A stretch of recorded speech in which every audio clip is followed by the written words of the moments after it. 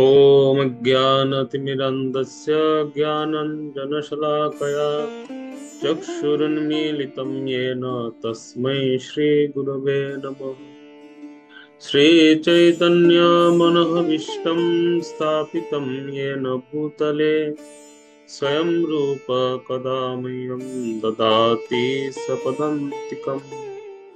वन्देऽहं श्रीगुरो श्रेयोतपदकमलम् श्रीगुरून् वैष्णवांश्च श्रीरूपं सग्रजातं सहगण रघुनाथान्वितं तं सजीवम् साद्वैतं सावधूतं परिजनसहितं कृष्णचैतन्यदेवं श्रीराधाकृष्णपादान् सहगण ललिता श्रीविशाखान्वितांश्च नमोऽयं विष्णुपदाय कृष्णपृष्ठाय भूतले श्रीमते भक्तिवेदान्त स्वामिनिति नामिने।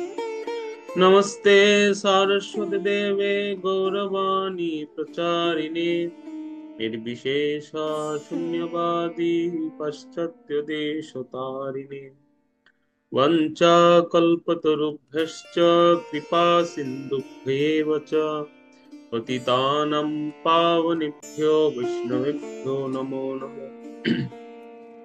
नमो महावदन्याय कृष्णप्रेम प्रदायते कृष्णाय कृष्णचैतन्य नाम्नि गौरतिशे नमः। हे कृष्ण करुणा सिन्धो दीनबन्धो जगत्पते गोपेश गोपिका कान्त राधा कान्त नमस्तुते। तप्त कांचन गौरांगी राधे वृंदावनेश्वरी वृषभानुसुते देवी प्रणमामि हरिप्रिये। जय श्री कृष्ण चैतन्य प्रभु नित्यानंद श्री अद्वैत गदाधर श्रीवासादि गौर भक्त वृंद। हरे कृष्णा कृष्ण कृष्ण हरे हरे हरे राम राम राम हरे हरे। ओम नमो भगवते वासुदेवाय। ओम नमो भगवते वासुदेवाय। ओम नमो भगवते वासुदेवाय। नारायणं नमस्कृतं नरं चैव नरोत्तमं देवीं सरस्वतीं व्यासं ततो जयमुदीरयेत्। नष्टप्रायेषु अभद्रेषु नित्यं भागवत सेवया भागवतमुत्तमं श्लोके भक्तिर्भवति नैष्टिकी। मूकं करोति वाचालं पङ्गुं लङ्घयते गिरिं यत्कृपातमहं वन्दे श्रीगुरुं दीनतारिणं श्रीचैतन्येश्वरं परमानन्दमाधवम्। नमो विष्णुपदाय कृष्णपृष्ठाय भूतले श्रीमते जयपताका स्वामिनिति नाम्ने नमो आचार्य पदाय वितैकपदायिने गौरकथादामोदायिने गुरुभ्यो। শ্রীমদ্ ভাগবতম পাঠচক্র ক্লাসে উপস্থিত সমস্ত ভক্তমণ্ডলীর শ্রীচরণ কমল বন্দনা করছি। সবাইকে সুস্বাগতম জানাই এবং পবিত্র ইন্দিরা একাদশীর সবাইকে প্রণাম এবং শুভেচ্ছা জানাচ্ছি। তো আমরা শ্রীমদ্ ভাগবতের প্রথম স্কন্ধের ষোড়শ অধ্যায় যথারীতি অধ্যয়ন করছি। তো অধ্যয়ন করতে করতে আমরা বর্তমানে এই এই স্তরে এসেছি বা এই জায়গায় এসে উপনীত হয়েছি যেখানে পরীক্ষিত মহারাজ তিনি যখন পরিভ্রমণ করছিলেন সে পরিভ্রমণকালীন সময়ে সেখানে তিনি কি কি দর্শন করেছেন এবং কোথায় কোথায় গিয়েছিলেন সে প্রসঙ্গে আমরা পূর্ব ক্লাস রিভিউতে শ্রবণ করেছি এবং সেখানে আমরা দেখেছি। তো এ পর্যায়ে পরীক্ষিত মহারাজ তিনি আরো অনেক রাজ্য পরিভ্রমণ করলেন এবং রাজ্য পরিভ্রমণ করতে করতে এক পর্যায়ে তিনি কোথাও কলির কোনো লক্ষণ দেখতে পেলেন না এবং অন্যদিকে তিনি যেটা দেখতে পেলেন সেটা হচ্ছে কি সকলে উনার পূর্বজদের সুখ্যাতি এবং পূর্বজদের যে যশ সেটি কীর্তন করছিলেন। প্রত্যেকেই যে রাজ্যে যাচ্ছেন সে রাজ্যেই উনার পূর্বজদের যে মহিমা সেটি কীর্তিত হচ্ছে। তো এই প্রসঙ্গ আমরা শুনছিলাম 16 নং শ্লোক পর্যন্ত। আজকে আমরা 17 নং শ্লোক থেকে শুরু করব। আমরা যাই 17 নং শ্লোক। বলুন একজন। লগ্নম শতরা। তস্য এবং বর্তমানস্য পূর্বেষাং বিদ্যমানবহং নাতি দূরে কিলাশ্চর্যং যদাসীৎ তন্নিবোধ মে। অনুবাদ: যখন মহারাজা পরীক্ষিত তার পূর্বপুরুষদের সুকৃতি বিষয়ে কথা শ্রবণ করে দিন যাপন করছিলেন এবং অতিশয় আশ্চর্য হয়ে দিনের পর দিন তাদেরও চিন্তামগ্ন হয়ে থাকতেন, তখন কি ঘটেছিল তা এখন আপনারা আমার কাছে শুনতে পারেন। অর্থাৎ যখন পরীক্ষিত মহারাজ তিনি বিভিন্ন রাজ্য ঘুরছিলেন, আর ঘুরতে ঘুরতে তিনি যখন এইভাবে প্রত্যেক রাজ্যে তিনি ওনার পূর্বজদের যে মহিমা, পূর্বজদের যে সুখ্যাতি সেটা শ্রবণ করছিলেন, অত্যন্ত প্রসন্ন হয়েছেন, তিনি অত্যন্ত আনন্দ পাচ্ছিলেন স্বাভাবিকভাবে। একটা প্রসঙ্গ, এটা আমাদের এখান থেকে একটা বড় শিক্ষা, এটা আমাদের সেটা হচ্ছে ঠিক যেরকম আমরা দেখি যে উত্তরসূরিদের ক্ষেত্রে উত্তরসূরিরা যদি কোনো কারণে ভালো কিছু করেন তাহলে পূর্বজদের সুনাম, সকলে পূর্বজদের সুনাম করে। উত্তরসূরিদের কারণে যেরকম পূর্বজদের সুনাম হয়, ঠিক একইভাবে পূর্বপুরুষদের কর্মের ফলে বা তাদের কাজের ফলে উত্তরসূরিদেরও অনেক সুখ্যাতি হয় এবং উত্তরসূরিরাও অনেক আনন্দ। যখন কোন উত্তরসূরি শুনতে পান যে ওনার পূর্বজ পুরুষ তিনি এক মহান কাজ করে গিয়েছেন, তো সেটার কথা সকলেই বলছেন, তো এটা উত্তরসূরিরা কিন্তু খুব এটার এটা এটা শ্রবণ করে খুব আনন্দ পান। যেমন ধরুন কোন পূর্বজ, আপনার কোন পূর্বজ বা আমাদের কোন পূর্বজ, তিনি হয়তো দেখা যায় তিনি মুক্তিযোদ্ধা ছিলেন, বা তিনি কোন একটা সমাজে একটা মহৎ কাজ করে গিয়েছেন, তো পরবর্তী যখন ওনার প্রসঙ্গে বলা হবে, তখন তার যারা উত্তরসূরি থাকবেন তাদের কাছে তাদের খুব গর্ববোধ হবে যে আমার পূর্বজ এরকম ব্যক্তিত্ব ছিলেন।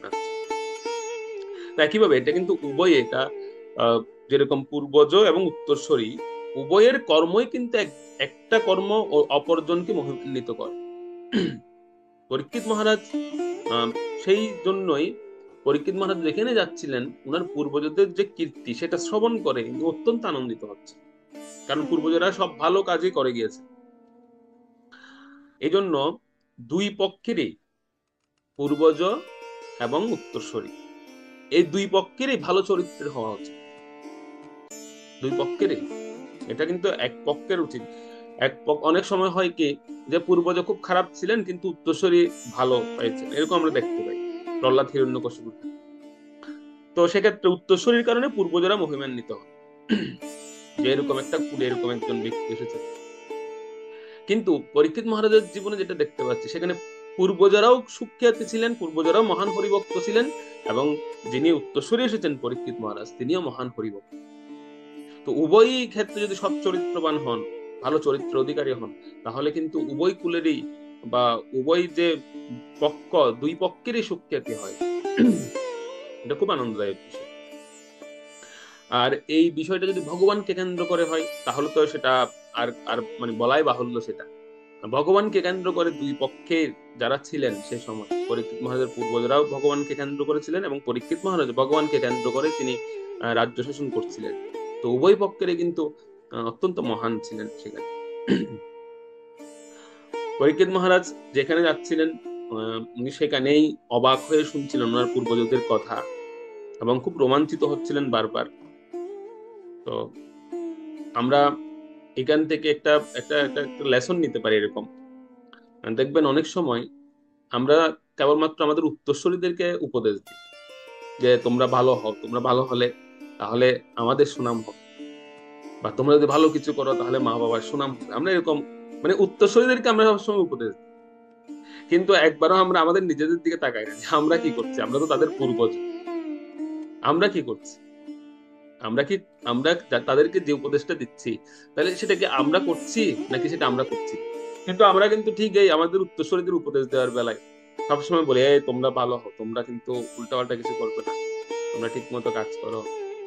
কিন্তু আমরা পূর্বজ হিসেবে আমরা কি করছি এটাও কিন্তু আমাদের আবার দেখতে হবে। এটা আমাদের প্রশ্নের বিষয়।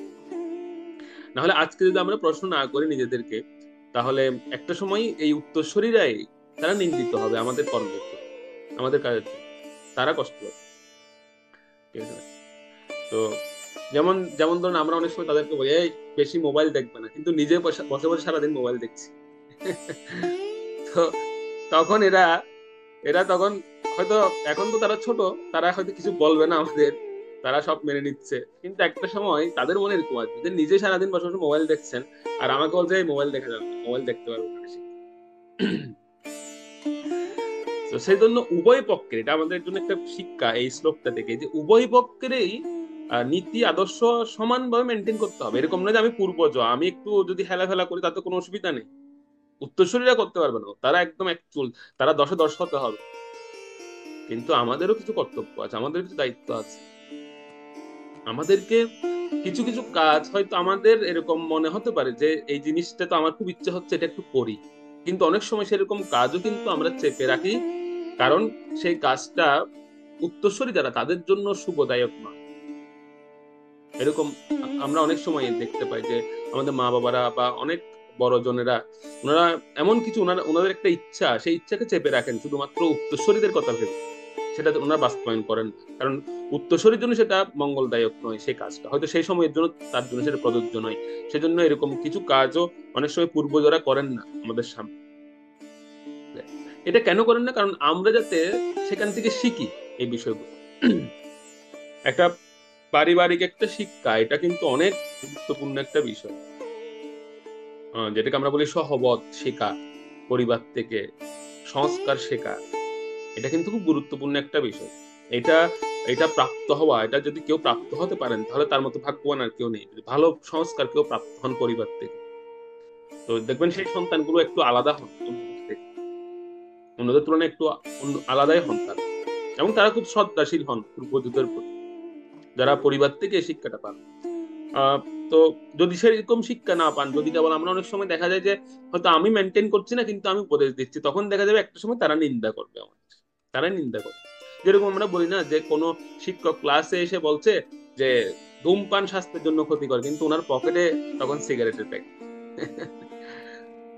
ঠিক আছে, তো তিনি নিজেই পালন করেন না কিন্তু তিনি উপদেশ দিচ্ছেন, তো একটা সময় গিয়ে কি হয়, সেই ছাত্রছাত্রীরা বা যাদেরকে তিনি শিক্ষাটা দিচ্ছেন তারা নিন্দা করবে, তারা নিন্দা করে। তো তাই একটা নীতি, সাধারণ নীতি আমরা পাই এই শ্লোক থেকে, সেটা হচ্ছে ভালো উত্তরসূরি পেতে গেলে ভালো পূর্বজদের ভূমিকা রাখতে হবে। এটা একটা একটা সাধারণ নীতি আমরা এই শ্লোক থেকে, যদি ভালো উত্তরসূরি পেতে চাই আমরা, তাহলে পূর্বজদের ভালো ভূমিকা রাখতে হবে, পূর্বজদের সবার আগে ভূমিকা রাখতে হবে।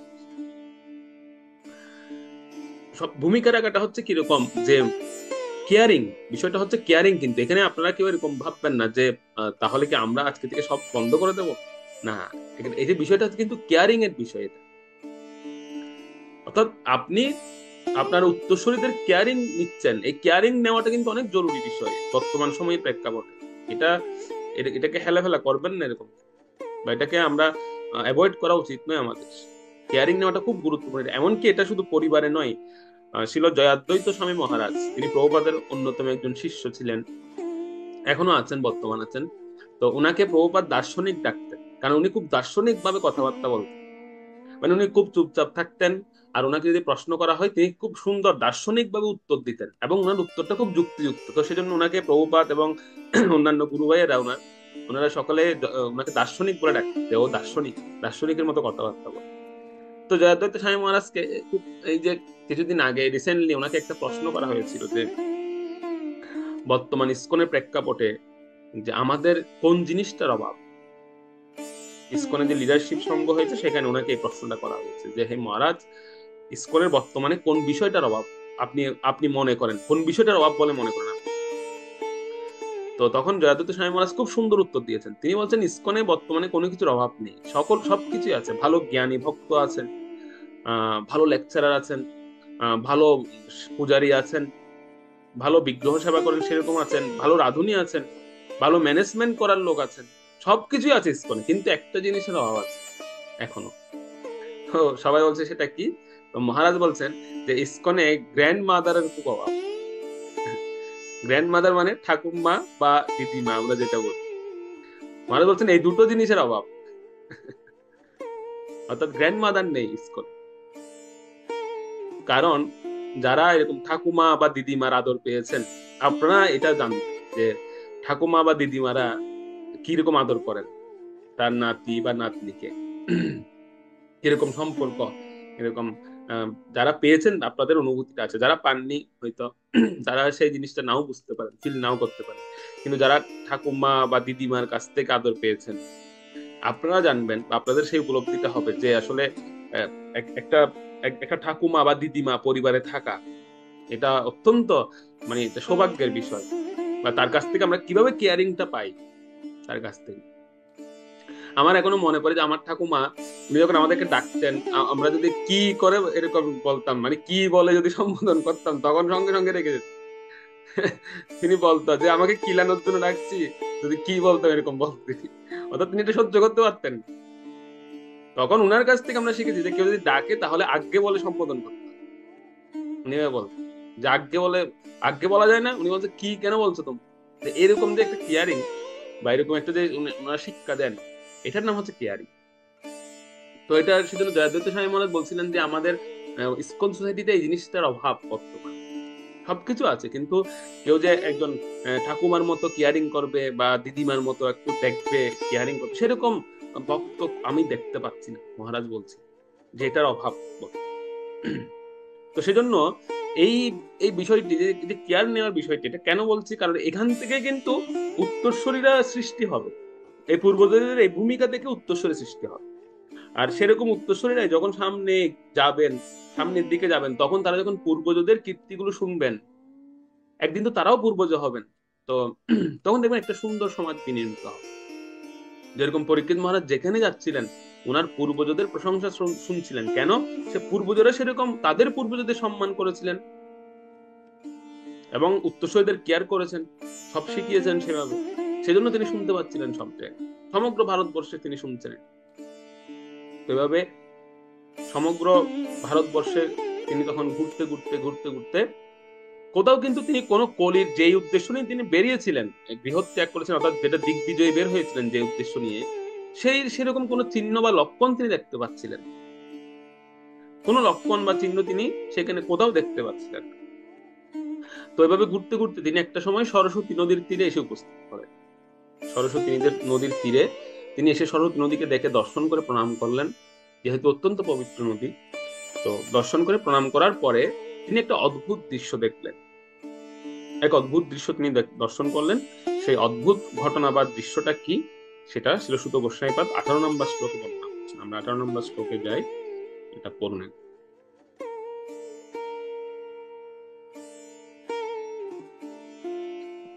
শ্লোক নং 18।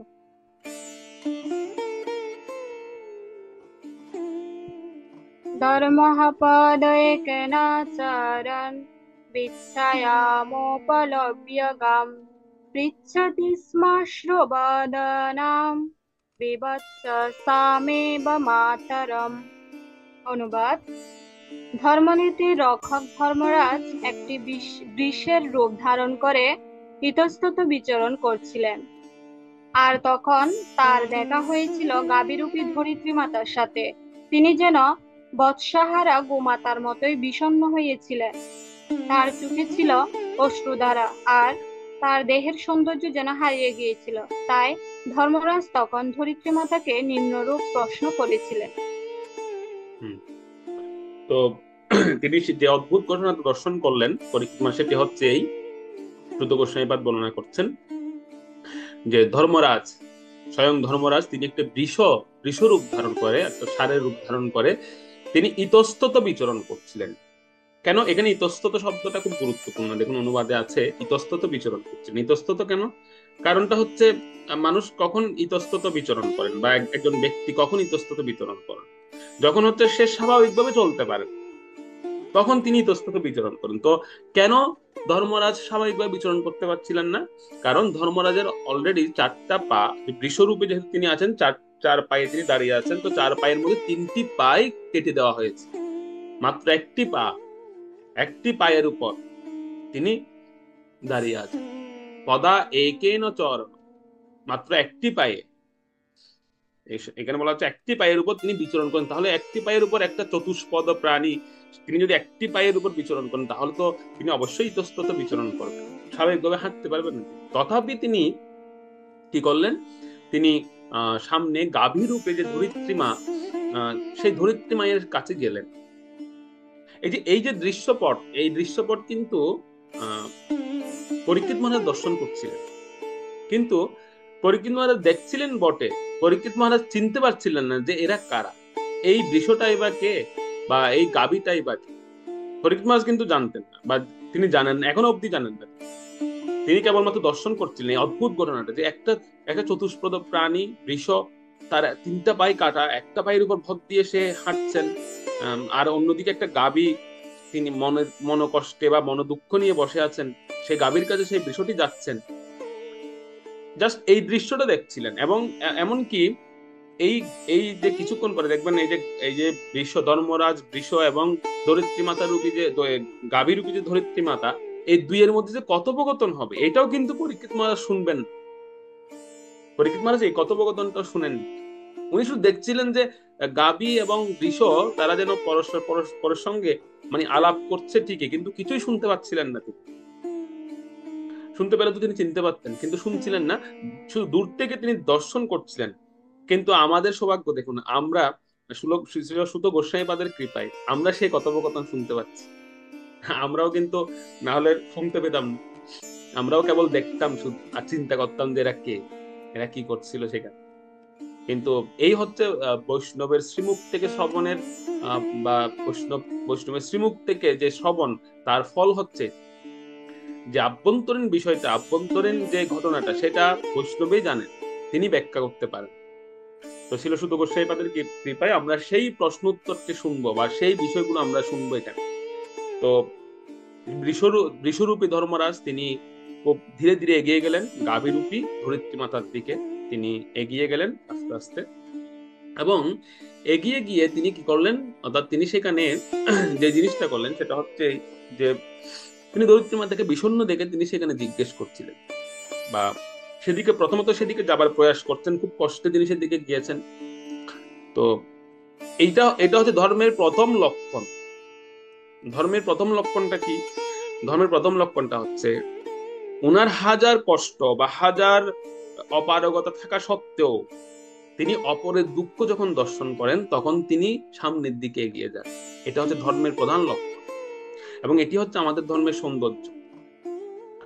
স্বাভাবিকভাবে আমাদের বিচারধারাটা কেমন? আমাদের বিচারধারাটা হচ্ছে, দেখুন, যে না, আমি কষ্ট পাচ্ছি, বা আমি একটা প্রতিবন্ধকতার মধ্যে আছি, আমি অন্যজনের দুঃখ করব, দুঃখটা নেব কেন, বা আমি অন্যজনের দুঃখ লাঘব করব কেন? আগে আমি নিজেরটা ঠিক করি, নিজের দুঃখটা আমি ঠিক করে নি, তারপর আমি অন্যজনের দুঃখ লাঘব করবো। স্বাভাবিকভাবে এটাই কিন্তু নীতি। কিন্তু এই ধর্মরাজের নীতি কেমন? নিজে হাঁটতে পারছেন না, 3 পা কেটেই গেছে, এক পায়ের উপর দাঁড়িয়ে আছেন, তথাপি তিনি দরিদ্রী মাতাকে বিষণ্ণ দেখে তার দিকে ছুটে যাচ্ছেন। তো ধর্মের প্রথম লক্ষণ হচ্ছে এটি, পর দুঃখে দুঃখ, অপরের দুঃখ দেখে তাকে সাহায্য করতে যাওয়া। এটি হচ্ছে আমাদের ধর্মের প্রথম লক্ষণ। এটি দেখে পরীক্ষিত মহারাজ তখন মনে মনে একটু চিন্তা করছিলেন যে এই বৃষটা সাধারণ কোনো বৃষ হবে না, যে এই বৃষের মধ্যে এরকম ধর্মনীতি, নিজে নিজে চলতে পারছেন না, তিনি আরেকজনকে সাহায্য করতে যাচ্ছেন, আরেকজনের কাছে যাচ্ছেন। তার মানে এই বৃষটা সাধারণ কেউ নয়, কিন্তু কে এখনো পর্যন্ত পুরোপুরি জানেন। তাই সেজন্য তাৎপর্যে প্রভুপাদ এখানে লিখেছেন যে ব্রাহ্মণ্য সংস্কৃতির বিষয়ে প্রভুপাদ খুব সুন্দর উল্লেখ করেছেন এই শ্লোকের তাৎপর্যে, যে ব্রাহ্মণ্য সংস্কৃতিটা আসলে কি, ডিটেলস ওখানে লিখেছেন প্রভুপাদ, যেটি বর্তমানে হারিয়ে যাচ্ছে বলা যায়। এবং প্রভুপাদ সেখানে লিখেছেন যে বৃষ, সাধারণত প্রভুপাদ অনেক জায়গায় উল্লেখ করেছেন যে এই বৃষ হচ্ছে বাবার মতো, একজন বৃষ তিনি বাবার মেয়ে, আর গাভী হচ্ছে আমাদের মায়ের মতো। তো সংসারে বাবার ভূমিকাটা একটু দেখবেন, ঠিক আছে? সংসারে বাবার ভূমিকাটা কিরকম? তো এখানে যারা মায়েরা আছেন, মায়েরা মনে কষ্ট পাবেন না, আজকে একটু বাবার কথা বলছি, কারণ যেহেতু আমরা ধর্মনীতি নিয়ে চর্চা করছি, ধর্মনীতি তো বৃষ নিয়ে আমরা আলোচনা করছি, ধর্মরাজকে নিয়ে, তো তিনি তো আমাদের বাবার মতোই বৃষ। তো সেজন্য আজকে আমরা একটু বাবার মহিমা বলবো, যে সংসারে বাবার ভূমিকাটা কেমন।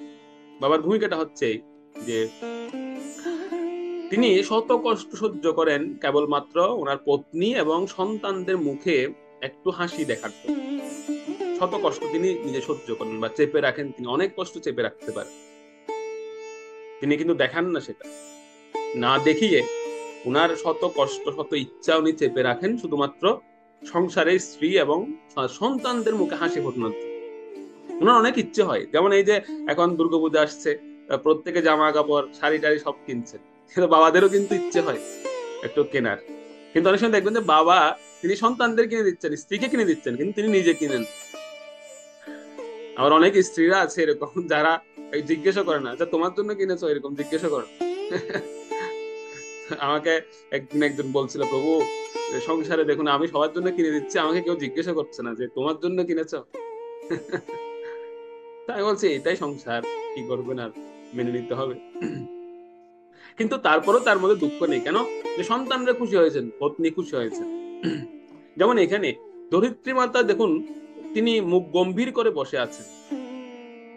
তো এটা দেখে ধর্মরাজ বৃষ তিনি এগিয়ে যাচ্ছেন জিজ্ঞেস করার জন্য। এই যে সংসারে খুব সুন্দর টেকনিক, মানে মাতাজি যখন মুখ গম্ভীর করে রাখেন, তো প্রভু স্বাভাবিকভাবে প্রভু এগিয়ে যান জিজ্ঞেস করেন, তো তোমার কি হয়েছে, তোমার মুখ গম্ভীর কেন, কি কষ্ট তোমার? এটা সংসারের টেকনিক। তো সেই জন্য এখানে ধরিত্রী মাতার মুখ গম্ভীর দেখে বৃষ ছুটে গেলেন জিজ্ঞেস করতে। নিজের কষ্টটা তিনি দেখলেন না, নিজে যে পারছেন না, রক্তক্ষরণ হচ্ছে, তথাপি তিনি ছুটে গেলেন ধরিত্রী মাতার কাছে জিজ্ঞেস করার জন্য যে তোমার সমস্যাটা কি। এই হচ্ছে ধর্ম, এই হচ্ছে পিতা। পিতার পিতার ভূমিকাটা হচ্ছে এরকম, সংসারে পিতার ভূমিকাটাই এই। তাই সেজন্য আমরা পিতার প্রণাম মন্ত্রে কি বলি?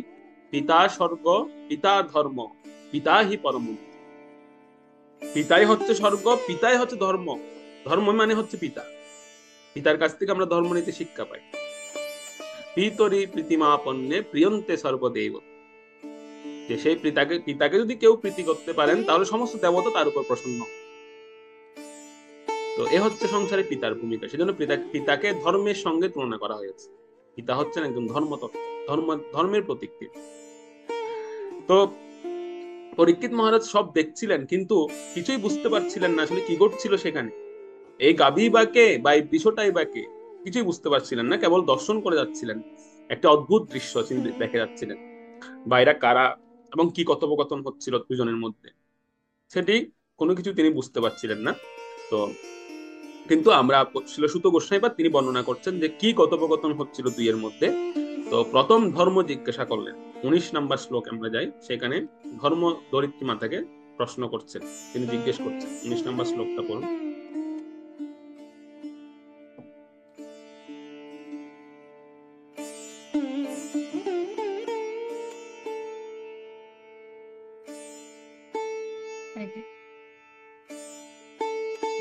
धर्म उवाच कुच्चिद् भद्रेणामयमात्मनस्ते विच्छयासिं लायते सन्मुखेन आलक्ष्ये भवति मन्तराधिं দূরে বন্ধুম শুচসি কঞ্চনাম্ব।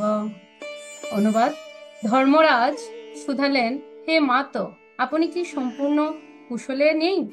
আপনাকে কেন দুঃখ ছায়াগ্রস্ত মনে হচ্ছে? আপনার মুখ সামান্য অন্ধকারাচ্ছন্ন দেখাচ্ছে। আপনি কি অন্তরে কোনো আধিবেদিতে কষ্ট পাচ্ছেন, কিংবা কোনো আত্মীয় বন্ধু দূরে চলে গেছে তার কথা ভাবছেন? চারটি প্রশ্ন করেছেন এখানে ধর্মরাজ। চারটি প্রশ্নের মধ্যে কি কি?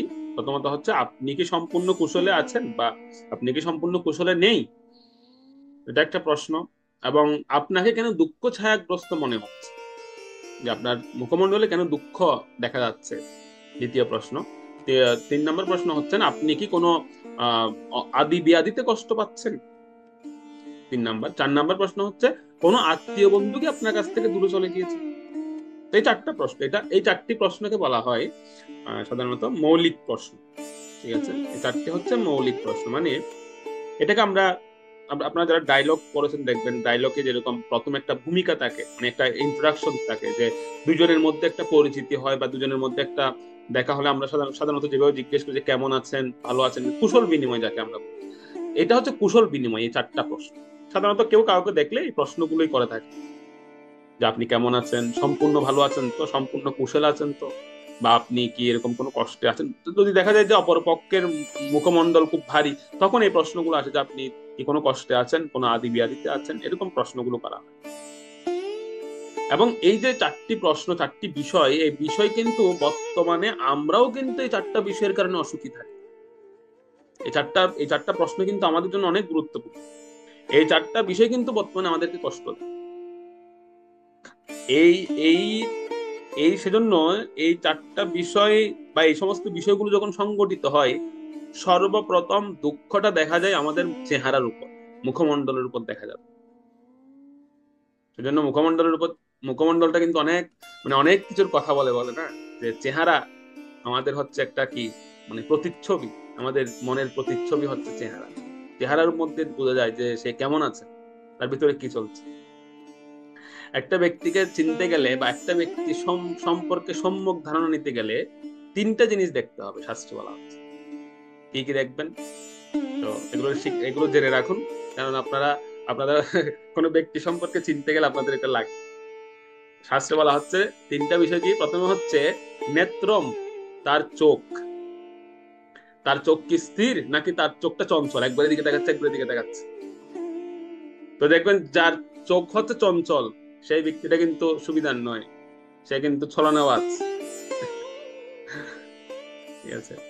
যারা এখনো মেয়েদেরকে বিয়ে দেননি, আপনাদের জন্য এটা লাগবে, বা যারা ছেলেদেরকে বিয়ে করাননি, আপনারা এই এই পয়েন্ট গুলো শিখে রাখুন। এগুলো নীতিশাস্ত্রের কথা বলছে।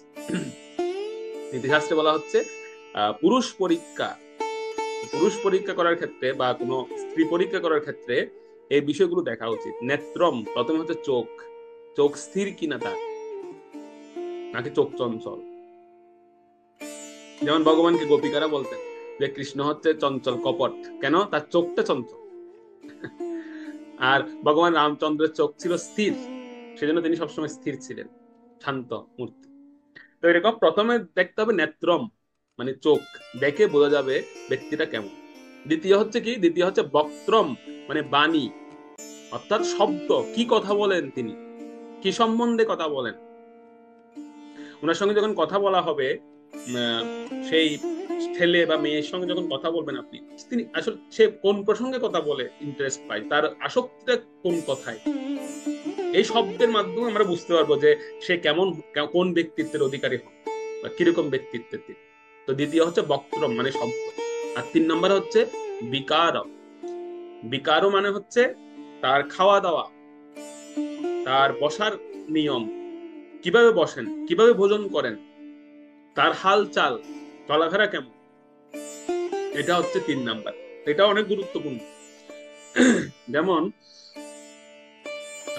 আমরা সমুদ্র মন্থন লীলা দেখি, যখন ভগবান মোহিনী রূপে প্রকাশিত হলেন, তো তিনি যখন মোহিনী রূপে আসলেন, তখন তিনি তো অমৃত ভাণ্ডটা যখন তিনি নিলেন হাতে, তো তিনি চিন্তা করছিলেন এই অমৃতটা আমি দেবতাদেরকে দিব। তো অসুরেরা তো ওনাকে দেখে মোহিত হয়ে গিয়েছিলেন। তো তখন মোহিনী অসুরদেরকে প্রস্তাব দিয়েছেন যে দেখো, এই অমৃতর কিন্তু মানে অমৃতের মূল টেস্টটা হচ্ছে কিন্তু নিচের দিকে। যেরকম দেখবেন ডাল হচ্ছে উপরে পাতলা আর নিচের দিকে হচ্ছে ঘন। তো ভগবান মোহিনী বলছিলেন যে এই অমৃত এরকম, উপরে কিন্তু পাতলা, নিচে কিন্তু এটা গাঢ়। তো তোমরা উপরেরটা পাবে না নিচেরটা পাবে? অসুরদেরকে বলছে। অসুররা বলতে আমরা নিচেরটা পাবো, যেটা গাঢ় অমৃত, মানে যেটা খুব ঘন, সেটাই আমরা পাবো, ওই পাতলাটা দেবতাদেরকে দিয়ে দাও। তো ভগবান মোহিনী বলছেন এটাই তো আমি চাচ্ছিলাম, সে আগে কিভাবে দেবতাদেরকে দেবো। তো ভগবান মোহিনী তো তিনি দেবতাদের প্রথম শুরু করলেন দেওয়া, আর দেবতারা অমৃত গ্রহণ করছেন। তো অসুরদের মধ্যে একজন অসুর ছিল, তার নাম হচ্ছে সরভানু। সে সরভানু কিন্তু খুব কপট। সে চিন্তা করছিল যে মনে হয় এই আমাদের সঙ্গে ছলনা করছে এই মেয়েটা, না হলে সেই আগে আমরাই এই অমৃতটা ছিনিয়ে নিচ্ছে, আমাদেরকে আগে দেবে, আমাদেরকে না দিয়ে সে দেবতাদেরকে দিচ্ছে। আচ্ছা, সে যদি ছলনা নাও করে তথাপি আমি আগে গ্রহণ করবো অমৃত। সেজন্য সে দেবতার রূপ ধারণ করে সে সূর্য এবং চন্দ্রের মাঝখানে গিয়ে দাঁড়িয়ে পড়েছে। যেখানে সূর্যদেব এবং চন্দ্রদেব দাঁড়িয়েছেন, এই দুই দেবতার মাঝখানে গিয়ে সে দাঁড়িয়ে পড়ে দেবতার রূপ ধারণ অসুর থেকে, যে আমি আগে নেই। যদি ছলনা করে তাতেও আমার লাভ, ছলনা না করলেও আমার লাভ, আমি অমৃত পেলে হচ্ছে। সে ওখানে গিয়ে দাঁড়িয়েছে অমৃত খাওয়ার জন্য। আর ভগবান মোহিনীও তিনি দিয়ে যাচ্ছেন, তিনি দেখছেন না, যেহেতু দেবতাদের লাইন, সবাই তো দেবতা, সবাইকে অমৃত দিয়ে যাচ্ছেন। আর যেই এই অসুরের বেলায় আসলো, সবাইকে দেওয়ার পর যখন অসুরটাকে দিল, সব শেষে যখন তাকে দিল, আর সে যখন অমৃতটা পান করছিল, কোন দেবতা তাকে চিনতে পারেনি, কিন্তু সে যখন অমৃতটা পান করছিল তখন শব্দ করে করে পান করছিল, শব্দ হচ্ছিল তার খাওয়ার। তখন সূর্যদেব এবং চন্দ্রদেব বলছেন, আরে এই তো দেবতা নয়, দেবতারা তো কখনো ভোজনের সময় শব্দ করেন। দেবতাদের একটা নিয়ম হচ্ছে তারা যখন ভোজন করেন তখন কোনো শব্দ হবে না, কিন্তু আসরিক ভোজনটা হচ্ছে কেমন, শব্দ করে করে হবে, দেখবেন শব্দ হবে খাওয়ার সময়। দেব ভোজনটা হচ্ছে কিরকম, একদম নিঃশব্দে তিনি ভোজন করেন, কোনো শব্দ হবে না খাওয়ার সময়। তো যখন সেই সর্বাণু সে যখন অমৃতটা একদম শব্দ করে করে খাচ্ছিল, তখন সূর্যদেব এবং চন্দ্রদেব বলছে এই এই দেবতা নয়, এ হচ্ছে অসুর, কারণ সে ভোজনের সময় শব্দ করছিল। সঙ্গে সঙ্গে ভগবানকে যখন ভগবান তো ক্রোধে তিনি তখন মোহিনী রূপ পরিত্যাগ করে তিনি চক্র নিয়ে সেই সর্বাণুর মস্তক ছেদন করলেন, যেখান থেকে রাহু এবং কেতু এই দুই গ্রহের সৃষ্টি হবে। এবং আজীবন চন্দ্রদেব এবং সূর্যদেবের সঙ্গে শত্রুতা হয়ে গেল রাহু, যেহেতু চন্দ্র আর সূর্য তাকে চিনিয়ে দিয়েছিল। তো সেই জন্য রাহু তখন প্রতিজ্ঞা করেছে, আমি তোমাদের দুজনকে আমি বছরে একবার দুইবার খাবো।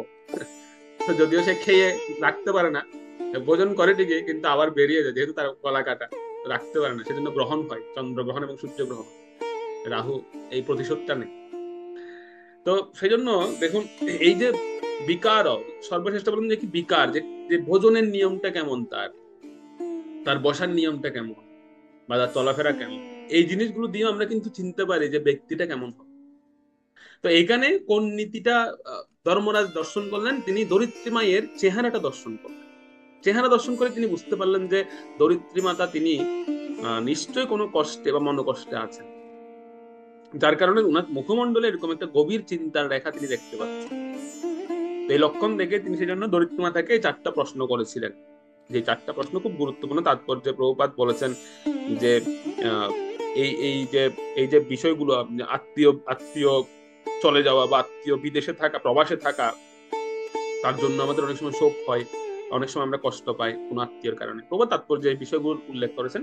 এবং সবচেয়ে যে বিষয়টা প্রভুপাদ তাৎপর্য বিশেষ উল্লেখ করেছেন সেটা হচ্ছে যে পরিবার গোষ্ঠীগুলো এখন দিন দিন ছোট হয়ে যাচ্ছে, মানে নিউক্লিয়ার ফ্যামিলি হয়ে যাচ্ছে। আগে ছিল অনেক বড় ফ্যামিলি, মানে আগে 51 পরিবার ছিল, যেটা বলছিলাম, ঠাকুমা, দিদিমা বা আরো অনেকে ছিলেন সেখানে, পিসি টিসি সব মিলে। আর এখন সেটা নেই, এখন হচ্ছে স্বামী স্ত্রী, মানে এখন হচ্ছে 2.5 জনের সংসার, স্বামী স্ত্রী আর একটা সন্তান, বাস 2.5 জন। তো এই হচ্ছে নিউক্লিয়ার ফ্যামিলি বর্তমান। তো এটা প্রভুপাদ তাৎপর্য লিখেছেন যে বর্তমান সময়ে পরিবার গোষ্ঠীগুলো একসাথে থাকতে পারছে না, যদি একসাথে থাকার চেষ্টাও করে তারপরে প্রকৃতি তাদেরকে বাধ্য করছে আলাদা হওয়ার জন্য। কেন আলাদা হচ্ছেন? কারণ দেখা যাচ্ছে সন্তান বড় হয়ে লেখাপড়া করলো, চাকরি বাকরি করার জন্য তাকে দূরে চলে যেতে হচ্ছে মা বাবার কাছ থেকে, তাহলে আর কি লাভ হলো? বা বাবা তিনি অর্থ উপার্জনের জন্য তাকে বাধ্য হয়ে পরিবার থেকে দূরে যেতে হচ্ছে, বিদেশে যেতে হচ্ছে। তো সেই জন্য এখন বর্তমান সময়টা হয়ে গেছে এরকম যে এরকম মানুষ চাইলেও একসঙ্গে থাকতে পারছেন না, তাকে বাধ্য হয়ে অর্থ উপার্জন, জীবিকা নির্বাহের জন্য তাকে দূরে যেতে হচ্ছে পরিবার থেকে। তো এই যে বিষয়টা, এই কারণে আমরা অনেক সময় কষ্ট পেয়ে থাকি সংসারে, বা আমরা কষ্ট পাই এরকম। তো এবং সবচেয়ে বড় কষ্ট হচ্ছে এই সময়, এটা কিছুদিন আগে আমি একটা নিউজ দেখছিলাম, তো সেখানে একজন সন্তান, ভারতবর্ষের কথা বলছি, ইন্ডিয়াতে একটা ছেলে, সে তার বাবার বিরুদ্ধে, বাবা মায়ের বিরুদ্ধে কেস করে দিয়েছে। তো কেন কেস করেছে বিষয়টা শুনলে আপনারা মানে অবাক হবেন। মানে কেস করার বিষয়টা হচ্ছে, সে সন্তান বলছিল যে আজকে যে আমি এত কষ্ট পাচ্ছি, আমি যে স্টাবলিশ হতে পারছি না, এটার জন্য দায়ী হচ্ছে আমার মা বাবা। কেন? যে তারা আমার ইচ্ছার বিরুদ্ধে আমাকে জন্ম দিয়েছে, কেন এই জন্য কেস করে দিয়েছে যে আমি তো তারা আমাকে জন্ম দিয়েছে বলে তো আমি এই পৃথিবীতে এসেছি আর এত কষ্ট পাচ্ছি, তো সুতরাং এটা তো আমার ইচ্ছার বিরুদ্ধে তারা আমাকে জন্ম দিয়েছে, তাদের ইচ্ছে আমাকে জন্ম দিয়েছে, সুতরাং তারাই প্রকৃত দোষী আমি কষ্ট হওয়ার পেছনে, তাদের নামে কেস করে দেবো। কেস করে দিয়েছে মা বাবা। মানে কত বড় কিরকম যুগ এসে গেছে দেখুন। যারা পৃথিবীর আলো দেখিয়েছেন তাদেরকে বলছে যে না, তারাই দোষী বা তার দুঃখ কষ্টের জন্য তারাই দায়ী, কিন্তু ভগবান তো ভগবত গীতা বলেছেন যে আমাদের দুঃখ কষ্টের জন্য আমরাই দায়ী, অন্য কেউ দায়ী।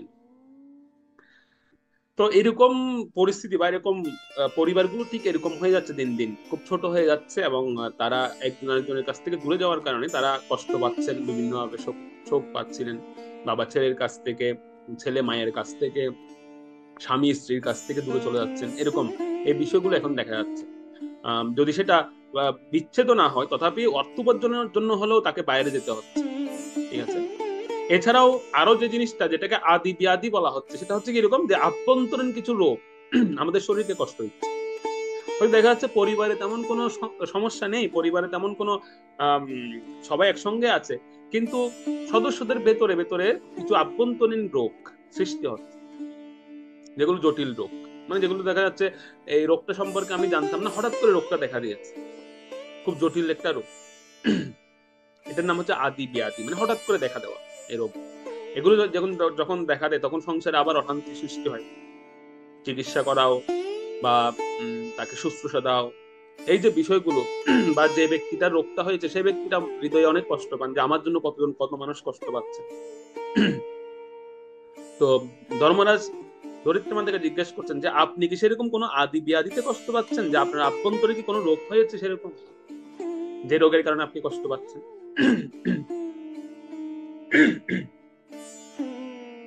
তো বিষয়টা হচ্ছে আমাদের সমস্যাটা হয়ে গেছে কোথায়, সেটা হচ্ছে আমরা এসব কিছুর একটা স্থিতাবস্থা চাই।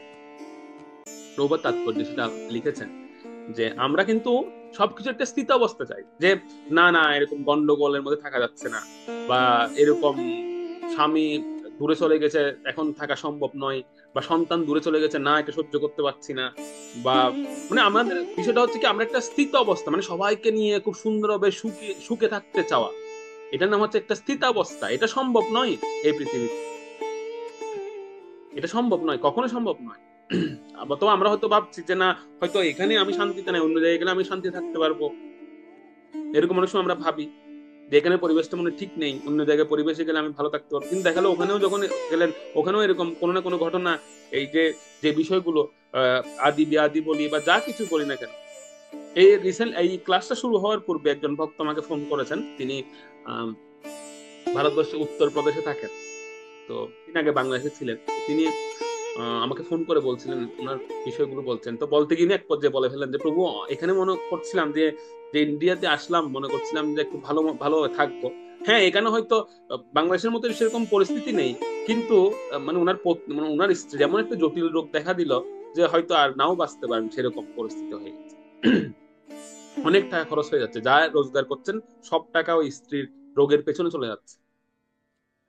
তো তিনি তখন দুঃখ করে বলছিলেন যে বাংলাদেশে তো ভালো ছিলাম, বা সেখানে অন্তর্পক্ষে মানে আত্মীয় স্বজনরা ছিল একটু দেখা শুশ্রূষা, এখানে তো সেরকম কেউ নেই, কেউ যে একজন এসে দেখবে, মানে সারাদিন স্ত্রীটা বিছানায় পড়ে থাকে, এরকম পরিস্থিতি কেউ নেই কার, এবং কথাও বলতে পারে না, তাদের হিন্দি ভাষা জানেন না, তো সেজন্য কথাও বলতে পারে না, যার কারণে একা একা পড়ে থাকতে হচ্ছে।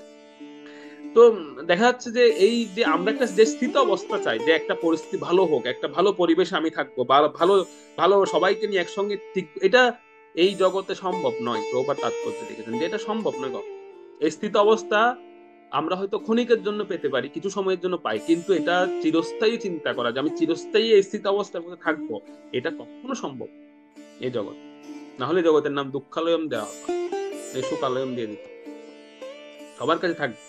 যদি পারিপার্শ্বিক সমস্যা না থাকে তখন আভ্যন্তরীণ সমস্যা হবে, আভ্যন্তরীণ সমস্যা না করলে সংসারের মধ্যে সমস্যা হবে, যে কোনো না কোনো একটা অস্থিতিশীল পরিবেশ সবসময় থাকবে। এটা হচ্ছে নিয়ম, এটাই নিয়ম। তো বিশেষ করে সেজন্য আমাদের জীবনে যখন এই সমস্ত অসুখগুলো আসে বা এই সমস্ত পরিবেশগুলো সৃষ্টি হয়, অস্থিতিশীল পরিবেশ সৃষ্টি হয়, তখন আমাদের মনে করতে হবে কি যে আসলে এটাও ভগবত প্রদত্ত বা ভগবানের একটা কোনো পরিকল্পনারই অংশ। ভগবান চান যেন আমরা আরো বেশি ভগবানের প্রতি নিবিড় ভাবে, ভগবানের প্রতি শরণাগত হই, ভগবানের প্রতি নিবিষ্ট হই আমরা, এটা ভগবান চান।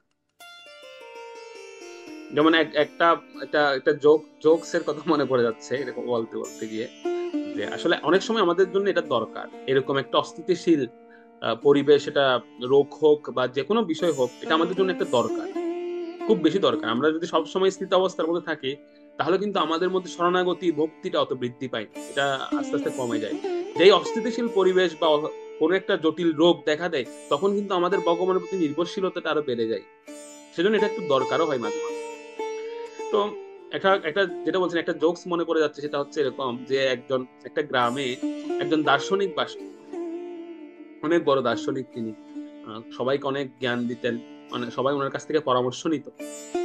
তো একবার একটা ছেলে ওই গ্রামের খুব অল্প বয়সী ছেলে, তাকে তার মা বাবারা জোর করে বিয়ে দিয়ে দিতে যাচ্ছে, জোর করে বিয়ে দেবেন তাকে। তো ছেলেটা বলছে না না আমি এখন বিয়ে করতে চাই না, কিন্তু মা বাবা বলছে না না তোকে বিয়ে করতে হবে, জোর করে বিয়ে দেবেন। তো এদিকে ছেলেটা তখন বলে উঠলো যে ঠিক আছে আমি বিয়ে করবো একটা শর্তে, যে যদি ওই দার্শনিক যদি আমাকে বলে বিয়ে করতে তাহলে আমি বিয়ে করবো, দার্শনিক যদি না বলে তাহলে কিন্তু আমি বিয়ে করবো। আচ্ছা, কেন দার্শনিকের কথা কেন সে বলবে ছেলেটা? কারণ ওই দার্শনিকের স্ত্রীটা ছিল বিপরীত, মানে বৈরী, ঠিক আছে, সারাক্ষণ ঝগড়া করতো দার্শনিকের সঙ্গে। তো ছেলেটার একটা বদ্ধমূল ধারণা ছিল, আমি যদি দার্শনিকের কাছে গিয়ে বলি যে আচ্ছা বিয়ে করা কি ঠিক হবে, তখন দার্শনিক সঙ্গে সঙ্গে বলবে না না বিয়ে করা ঠিক হবে না, বিয়ে করো না, কারণ আমি কষ্ট পাচ্ছি বিয়ে করে, তুমি বিয়ে করো না, সেরকম বলে দেবে। তো ছেলেটা সেই সেই লোভে বা সেই কারণে সে বলে উঠলো, মা বাবাকে বললো ওই দার্শনিক যদি আমাকে বলে বিয়ে করতে তাহলে আমি বিয়ে করবো, না হলে বিয়ে করবো। আচ্ছা, মা বাবা বলছে ঠিক আছে চল তাহলে। তো গিয়েছে দার্শনিকের কাছে, দার্শনিককে জিজ্ঞেস করছে আচ্ছা আমার মা বাবা আমাকে বিয়ে দিতে যাচ্ছে, আমাকে বিয়ে করা ঠিক হবে? দার্শনিক বলতে সাথে সাথে বিয়ে করে নাও, কোনো কোনো কোনো কারণ ছাড়াই সঙ্গে সঙ্গে বলে উঠলেন যে এক্ষুনি বিয়ে করো, মা বাবার অমত হয় না, বিয়ে করে নাও তাড়াতাড়ি। তো মা বাবা তো শুনে খুব খুশি, মা বাবা বলছে দেখছিস আমরা বলছিলাম না সে তোকে বলবো বিয়ে করার জন্য, ঠিক আছে বিয়ের আয়োজন করি। মা বাবা তো গিয়ে একদম বিয়ের আয়োজন করছে, এদিকে ছেলে তো মাথায় হাত, আরে যার বয়সে আসলাম সেই তো আমাকে বললো বিয়ে করার জন্য। তো মা বাবা যাওয়ার পরে ছেলেটা দার্শনিককে জিজ্ঞেস করছে আচ্ছা আপনি আমাকে বিয়ে করতে বললেন কেন? এই যে দেখুন আপনার সংসারে এত গন্ডগোল, আপনার সঙ্গে আপনার স্ত্রী আপনাকে সারাক্ষণ বকাঝকা করে, তো আপনি কি চান যে আমিও এরকম সারাক্ষণ এই কষ্টের মধ্যে থাকি? দার্শনিক তখন ছেলেটাকে সুন্দর কথা বললেন, দার্শনিক বললেন আমি তোমাকে কেন বিয়ে করতে বলেছি জানো?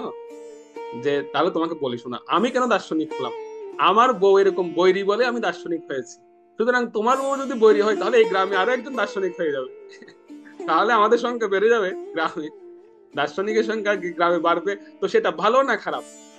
সেজন্য আমি তোমাকে বলছি তাড়াতাড়ি বিয়ে করো আর দার্শনিক হয়ে যাও বিয়ে করার পর। তো এটাই জন্য বলছি আমরা স্থিতাবস্থা চাই, কিন্তু অনেক সময় ভগবান আমাদের দেন স্থিতাবস্থাটা দেন না।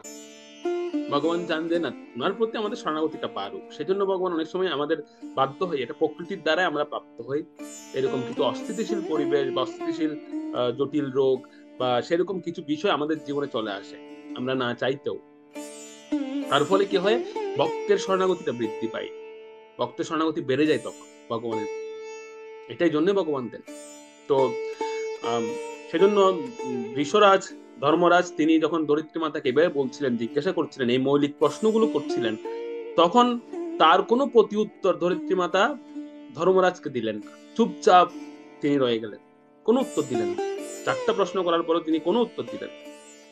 এটা একটু আশ্চর্য লাগলো ধর্মরাজের, যে আমি এতগুলো প্রশ্ন করলাম কিন্তু একটা উত্তর পেলাম না, তার মানে ধরিত্রী মাতার মৌলিক কোনো কষ্ট নেই, যে কষ্টগুলো আমি ওনাকে জিজ্ঞেস করেছি সেরকম কোনো কষ্ট আর নেই। তখন তিনি অন্য প্রসঙ্গে আরো 4টি প্রশ্ন করলেন, আমরা 20 নাম্বার শ্লোকে যাই, সেখানে সেই 4টি প্রশ্ন তিনি করলেন।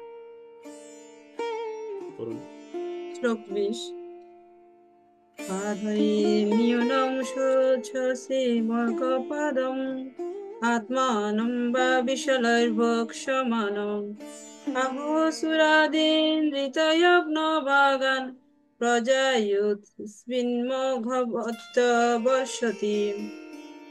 অনুবাদ: আমার 3টি পা আমি হারিয়েছি আর আমি এখন একটি মাত্র পায়ে দাঁড়িয়ে রয়েছি। আমার এইরকম অবস্থা দেখে আপনি কি দুঃখ করছেন? কিংবা যারা বিধি অমান্যকারী মাংসভুক শুভ্র, এরপর তারা আমাকে গ্রাস করবে বলে আপনি কি নিদারুণ উদ্বেগাকুল হয়েছেন? অথবা বর্তমানে কোনোই যজ্ঞাদি অনুষ্ঠিত হয় না বলে দেবতাদের উদ্দেশ্যে যজ্ঞ উৎসর্গের বাক অপহৃত হচ্ছে, তাই আপনি কি বেকুল হয়েছেন? কিংবা দুর্ভিক্ষ এবং অনাবৃষ্টির ফলে জীবদের দুঃখ কষ্টের কথা ভেবে আপনি কি শোকাকুল হয়েছেন? তো পূর্বের যে প্রশ্নগুলো ছিল সে প্রশ্নগুলো ছিল ব্যক্তিগত, মানে ধরিত্রী মাতাকে ব্যক্তিগত প্রশ্ন করেছিলেন, কিন্তু এখন যে 4টি প্রশ্ন করলেন সে প্রশ্নটি হচ্ছে প্রকৃত প্রশ্ন, মানে সেটা হচ্ছে অপরের দুঃখ দেখে কি আপনি কষ্ট পাচ্ছেন? অপর মানে ধর্মরাজ বৃষ বলছেন আমাকে দেখে কি আপনি কষ্ট পাচ্ছেন? আমি যে 3টা পা হারিয়েছি, এক পায়ে দাঁড়িয়ে আছি, আমাকে দেখে কি আপনি কষ্ট পাচ্ছেন, শোকাভিভূত হয়েছেন? এই প্রশ্নগুলো কিন্তু ব্যক্তিগত না, এগুলো হচ্ছে অপরকে দেখে কষ্ট পাচ্ছেন কিনা। প্রথমটা ছিল ব্যক্তিগত, প্রথমে যে 4টি প্রশ্ন করেছিলেন সে 4টি প্রশ্ন ছিল ব্যক্তিগত, এখন যে 4টি প্রশ্ন করলেন এই 4টি প্রশ্ন কিন্তু খুব তাৎপর্যপূর্ণ প্রশ্ন।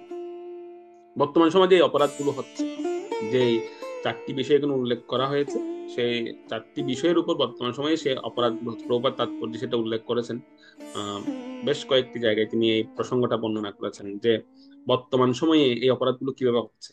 যেহেতু এই এই এই অপরাধগুলো হচ্ছে, সেজন্য বর্তমান সময়ে 4টা জিনিস অবলুপ্ত হচ্ছে সমাজ থেকে। তারপরে শুরুতে প্রভুপাদ লিখেছেন, দেখুন যে আয়ু, দয়া, স্মৃতি এবং ধর্মনীতি, এই 4টা জিনিস ক্রমশ হ্রাসপ্রাপ্ত হচ্ছে এই অপরাধের কারণে, এই সমস্ত অপরাধের কারণে। যে কি অপরাধ, অপরাধগুলো কি কি? সে অপরাধগুলো হচ্ছে যে প্রথমত হচ্ছে দেখবেন, এই আমরা অনুবাদে দেখতে পাচ্ছি যে মানুষ তারা ক্ষুদ্র শ্রেণীর হয়ে যাচ্ছে। অর্থাৎ মানুষের মধ্যে যে পর উপকার একটা বিষয়, পর উপকার করা, সেই বিষয়টাই চলে যাচ্ছে সমাজ থেকে। কলিযুগে কলিযুগে মানুষের বৈষ্ণবতা তো দূরের কথা, মানে বৈষ্ণব তো অনেক অনেক অনেক দূরের বিষয়। আমাদের আমরা যে যুগে পড়েছি সে তো বৈষ্ণব অনেক দূরের কথা, ব্রাহ্মণও অনেক দূরের কথা। বাকি যে বর্ণগুলো, প্রভুপাদ তাৎপর্যে লিখেছেন, বাকি যে বর্ণগুলো আছে, ক্ষত্রিয়, বৈশ্য, শূদ্র যে বর্ণগুলো আছে, মানে বৈষ্ণব ব্রাহ্মণ তো খুব রেয়ার কলিযুগে। বাকি যে 3টি বর্ণ আছে, এই বর্ণগুলো যথাযথভাবে দেখা যায় না বর্তমান সময়ে। এই বর্ণগুলো যথাযথ দেখা যায় না, তাদের স্বরূপ নেই। সকলে বেশিরভাগ, এখানে প্রভুপাদ তাৎপর্য এই কথাটা খুব গুরুত্বপূর্ণ একটা কথা লিখেছেন, সেটা হচ্ছে কি যে চতুর্থাংশ জনগণ, মানে 4/3 জনগণ প্রত্যেকে অধার্মিক হচ্ছে, অধার্মিক হয়ে যাচ্ছে। তারা প্রকৃত ধর্ম মানছেন না। অর্থাৎ আমাদের জনগোষ্ঠীকে যদি আমরা 4 ভাগে বিভক্ত করি, তার মধ্যে 3 ভাগ জনগোষ্ঠী তারা অধার্মিক হয়ে যাচ্ছে। আমরা বাস্তবতা দেখতে পাচ্ছি সমাজে সেটা 3 ভাগ। আর যে বাকি 1 ভাগ বেঁচে আছে, তারা অনেক কষ্টে বেঁচে আছে, অনেক অনেক বঞ্চনা, অনেক নিপীড়ন হচ্ছে তাদের উপর, যাদেরকে আমরা বলি সংখ্যালঘু। তো সংখ্যালঘু যারা যারা খুব 1 ভাগ আছে জনগোষ্ঠী, তাদের উপর নিপীড়ন হচ্ছে, তাদের উপরে অত্যাচার হচ্ছে। তো এই যে বিষয়গুলো ঘটছে, বা এই যে দেখা যাচ্ছে বর্তমান সময়, এই জিনিসগুলো এখন দেখা যাচ্ছে না। এই 3 ভাগ জনগোষ্ঠী অধার্মিক হয়ে যাচ্ছে আস্তে আস্তে কলির প্রভাব, যথাযথ বর্ণ বিভাগ দেখা যাচ্ছে। এর মূল কারণ গবেষণা করে দেখা গেছে, আমাদের শাস্ত্রে বহু বহু পূর্বে এই কথাটা বলে গেছে, কেন মানুষ এরকম হয়ে যাচ্ছে। বা এই এই এই যে 4টা বিষয় বললাম, যে আয়ু, দয়া, স্মৃতি এবং ধর্মনীতি, এগুলো বিলুপ্ত হওয়ার কারণ কি? এগুলো বিলুপ্ত হওয়ার 2টি কারণ, বেশি নয়, 2টি কারণ। 2টি কারণ কি? শাস্ত্রে বলা হচ্ছে পর উপকারায় পুণ্যায়। কেউ যদি পর উপকার করেন তাহলে তার পুণ্য প্রাপ্তি হয়, তার পুণ্য লাভ হয়, কেউ যদি পর উপকার করেন। শাস্ত্রে বলা হচ্ছে, কারো যদি পর উপকার করার মানসিকতা থাকে, যে আমি অপরকে উপকার করব, অপরের উপকার করব, এই মানসিকতা যদি কেউ রাখে, পর উপকার করলে তো কথাই নেই, পুণ্য হবে তার। আর শুধু মানসিকতা যদি কেউ রাখেন, তাতেও তার সে পুণ্য লাভ করবে। পর উপকারায় পুণ্যায় পাপায় পরপীড়নে। কেউ যদি অপরকে পীড়ন করেন, কাউকে উৎপীড়ন করেন, কাউকে কষ্ট দেন, তাহলে সে কষ্ট পাবে, তার পাপ লাগবে। এই 2টো জিনিস, পুণ্য প্রাপ্তি হবে কিসে? পর উপকারে। আর পাপ হবে কিসে? পরপীড়নে, অপরকে কষ্ট দেওয়ার মানে। তো এই 2টো জিনিস যেহেতু সমাজে, বর্তমান সমাজে আমরা পালন করছি না, আমরা মেনটেন করছি না, এই কারণে 4টা জিনিস নষ্ট হয়ে যাচ্ছে, 4টা জিনিস চলে যাচ্ছে: আয়ু, দয়া, স্মৃতি এবং ধর্মনীতি। 4টা জিনিস এই জগৎ থেকে বা সংসার থেকে নষ্ট হয়ে যাচ্ছে শুধু এই 2টো জিনিসের কারণে। অর্থাৎ আমরা পর উপকার করি না, এবং আমরা অপরকে উৎপীড়ন করি, অপরকে কষ্ট দিয়ে সেখানে আমরা তৃপ্তি পাই। বর্তমান সময়ে ধর্মটাই হয়ে গেছে এরকম, যে যত বেশি কষ্ট দেওয়া যাবে বা যত বেশি আঘাত করা যাবে, তাতেই আনন্দটা বেশি পাওয়া যায়। এটা প্রকৃত ধর্মের নীতি নয়। ধর্মের নীতি হচ্ছে পর উপকার করা, অপরকে উপকার করা, এবং অপরকে পীড়া না দেওয়া। এটা হচ্ছে ধর্মের মূল নীতি। তো যেহেতু এই জিনিসটা নেই, পরকে পীড়ন করলে, পরকে কষ্ট দিলে যে একটা পাপ হয়, সেই ভয়টা যেহেতু বর্তমানে নেই, সেই জন্যই বর্তমান সময়ে বলা হচ্ছে যে 3/4 4 ভাগের 3 ভাগেই তারা অধার্মিক হয়ে যাচ্ছে। তারা তথাকথিত ধর্ম পালন করছে, নামধারী ধর্ম পালন করছেন, কিন্তু এটা প্রকৃত ধর্ম নয়। প্রকৃত ধর্ম নয়, সেটি নষ্ট হয়ে যাচ্ছে এই জিনিসগুলো না থাকার কারণ। আর এটার মূল কারণটা প্রভুপাদ তাৎপর্য লিখেছেন, তার মূল কারণটা হচ্ছে মাংসাহার। অন্য প্রাণীকে অত্যাচার, অন্য প্রাণীর উপর অত্যাচার করা। প্রভুপাদ তাৎপর্যে লিখেছেন মাংসাহার, এটা মূল কারণ। এই যে দয়া শূন্যতা হওয়া, পর উপকারের মানসিকতা নষ্ট হয়ে যাওয়া, এটার মূল কারণটি হচ্ছে। কিছুদিন আগে একজন আমাকে একটা ভিডিও পাঠিয়েছেন, সেখানে আমি দেখছিলাম এই ভিডিওটা, যে রাস্তায় যে কুকুরগুলো চলাফেরা করে তাদের জন্য কত সহমর্মিতা আমরা দেখাচ্ছি। মানে একজন একজন ব্যক্তি তাদের জন্য সহমর্মিতা দেখাচ্ছে, যে রাস্তায় যে কুকুরগুলো চলাফেরা করে তাদের উপর কেউ অত্যাচার করো না, তাদেরকে কেউ মেরো না, অন্য পশুকে কষ্ট দেওয়া ভালো না। তো সেই অনুষ্ঠান শেষে যখন তাকে জিজ্ঞেস করা হচ্ছে তোমার সবচেয়ে প্রিয় খাবার কি, তখন সে সঙ্গে সঙ্গে বলছে আমার সবচেয়ে প্রিয় খাবার হচ্ছে চিকেন। অথচ এতক্ষণ পর্যন্ত সে বলছিল কি কোনো পশুকে, কোনো প্রাণীকে কষ্ট দেওয়া ভালো নয়। কিন্তু সেই অনুষ্ঠানে যিনি হোস্ট, তিনি জিজ্ঞেস করতেন তোমার জন্য কি খাবার আনবো, সঙ্গে সঙ্গে বলছে আমার জন্য চিকেন আনো। তাহলে এতক্ষণ ধরে আপনি কি বললেন? তো এই হচ্ছে সমাজের মূল বর্তমান পরিস্থিতি হয়ে গেছে, যে আমরা একটা রাস্তার কুকুরের জন্য চিন্তা করি, কিন্তু যে পশুগুলোকে আমরা কাটছি, যাদেরকে আমরা নির্বিচারে হত্যা করছি কসাইখানাতে, তাদের জন্য আমাদের আমাদের এক বিন্দু মাত্র দয়া হয় না, বিন্দু মাত্র আমাদের দয়া নেই। অথচ অন্যদিকে আমরা পশুদের রক্ষা করার জন্য, এমনকি এই রাস্তার কুকুরদেরকে রক্ষা করার জন্য একটা একটা মানে একটা কমিটি বা একটা বড় সংগঠন তৈরি হয়ে গেছে। আমি বলছি না তাদেরকে রক্ষা না করতে, তারাও জীব, তাদেরকেও রক্ষা করতে হবে, তাদেরকেও দেখতে হবে, কিন্তু যে পশুগুলোকে আমরা নির্বিচারে হত্যা করছি, তাদের জন্য, যাদের জন্য আমরা কোনো কমিটি বা কোনো কিছু গঠনও করছি না, তো তাদের সঙ্গে আমরা এত বৈরিতা কেন করছি? সেজন্য এই দুটো জিনিস নষ্ট হয়ে যাচ্ছে, পর উপকার চলে যাচ্ছে এবং অপরকে পীড়ন দান করা হচ্ছে বর্তমানে। এটার মূল কারণে প্রভুপাদ তাৎপর্য লিখেছেন যে মাংসাহার হচ্ছে এর পেছনে মূল দায়ী। মানুষ নৃশংস হয়ে যাচ্ছে দিন। অথচ কত সুন্দর আমাদের পূর্বে যজ্ঞ ব্যবস্থা ছিল, যে যজ্ঞের ফলে বৃষ্টি হতো, বৃষ্টি থেকে শস্য উৎপন্ন হতো। আর এই শস্য কেবল মানুষদের জন্য নয়, আমাদের সনাতন ব্যবস্থায় এই শস্য উৎপাদন কেবল মানুষদের জন্য ছিল না, এগুলো সমস্ত প্রাণীদের জন্য ছিল। সমস্ত প্রাণীরাও সেই শস্য গ্রহণ করতেন। মানুষ যজ্ঞ করতেন, মানুষ কেবল নিজের জন্য যজ্ঞ করতেন না, সমস্ত প্রাণীর জন্য যজ্ঞ করতেন। একমাত্র আমাদের সনাতন ধর্মে বলা হয় যে এই কথাটা, যে সর্বে ভবন্তু সুখিন সর্বে সন্তু নিরাময়। এই শব্দটা আর অন্য কোনো জায়গা আপনি পাবেন না। অন্যান্য ধর্মাবলম্বীদের ক্ষেত্রে আমরা দেখি যে তারা কেবল নিজেদের ধর্মের জন্য প্রার্থনা করেন বা নিজেদের জন্য বলে থাকেন, কিন্তু সনাতন ধর্মটা এমন, বা সনাতন এটা এত সমৃদ্ধ আমাদের ধর্মটা, এখানে কেবল এই শব্দটা প্রয়োগ করা হয় যে জগতের সকল প্রাণী সুখী হোক। এবং এই ব্যবস্থা পূর্বকাল থেকে ছিল। এই যে যজ্ঞ ব্যবস্থা যেটা বলছি, যজ্ঞের ফলে যে বৃষ্টি হতো, দেবতারা প্রসন্ন হয়ে যে বৃষ্টি দিতেন, সেই বৃষ্টির ফলে যে শস্য উৎপন্ন হতো, এটা কেবল মানুষরা গ্রহণ করতেন না।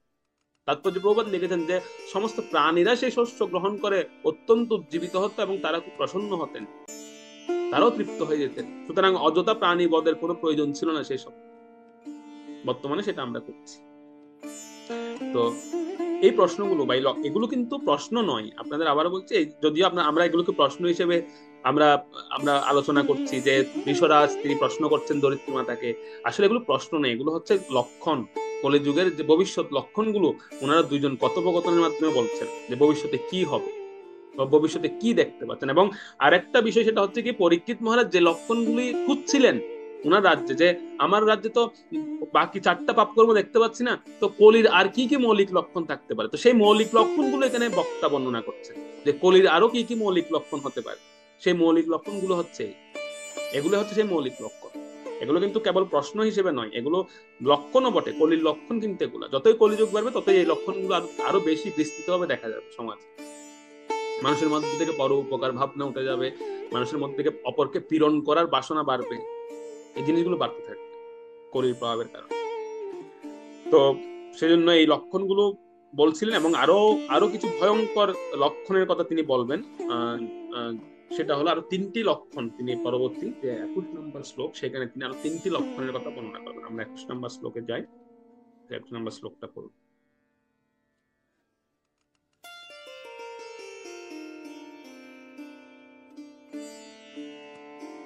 শ্লোক নং 21।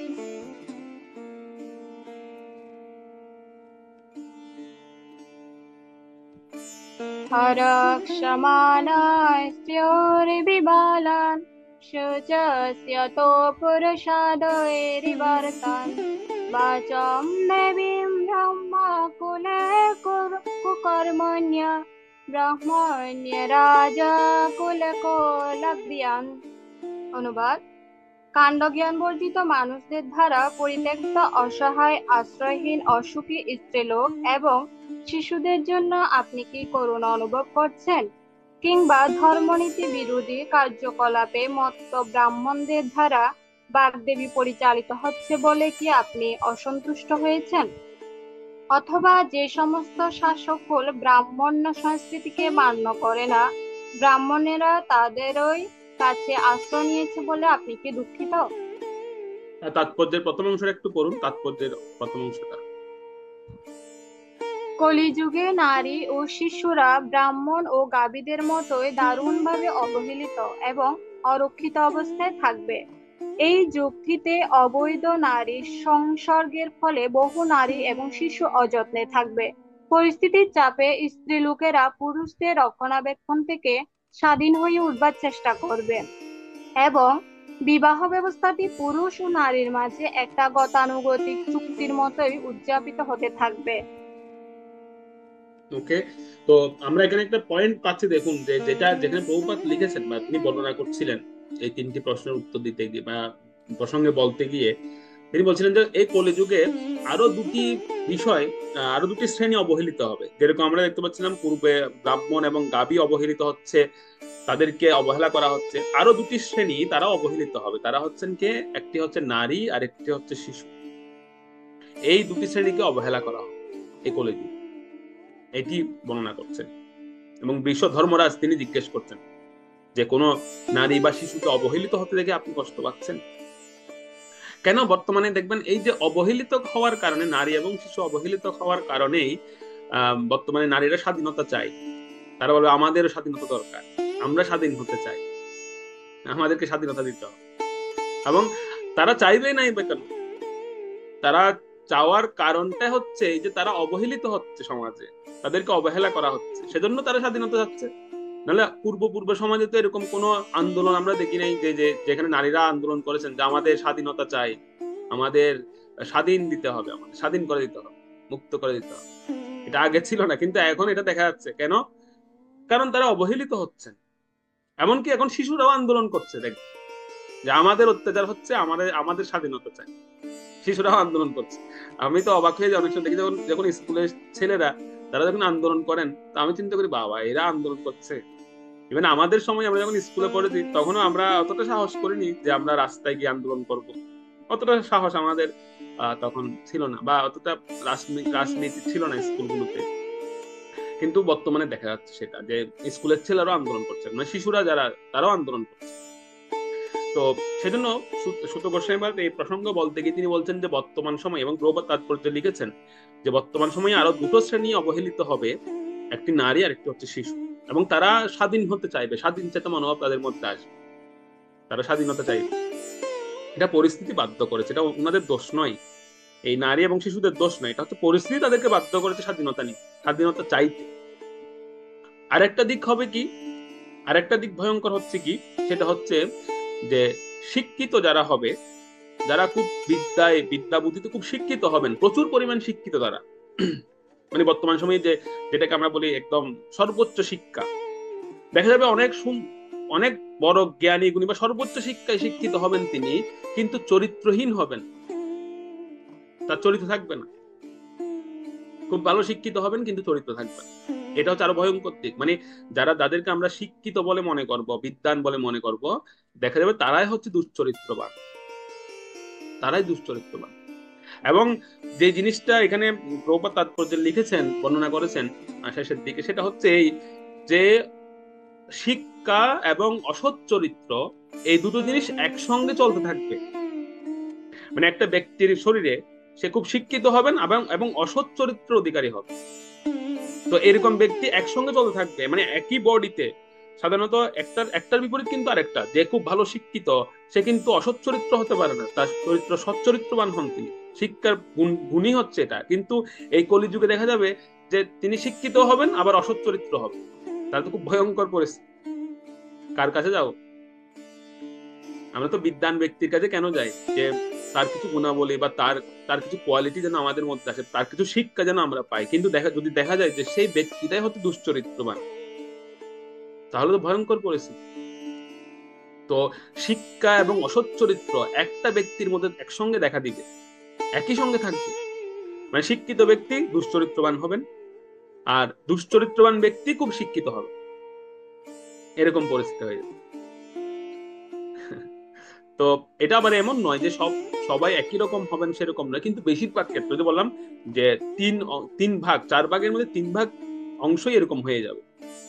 1 ভাগ অংশ তারা খুব কষ্টে তারা জীবন ধারণ করবেন, এভাবে চলতে থাকবে।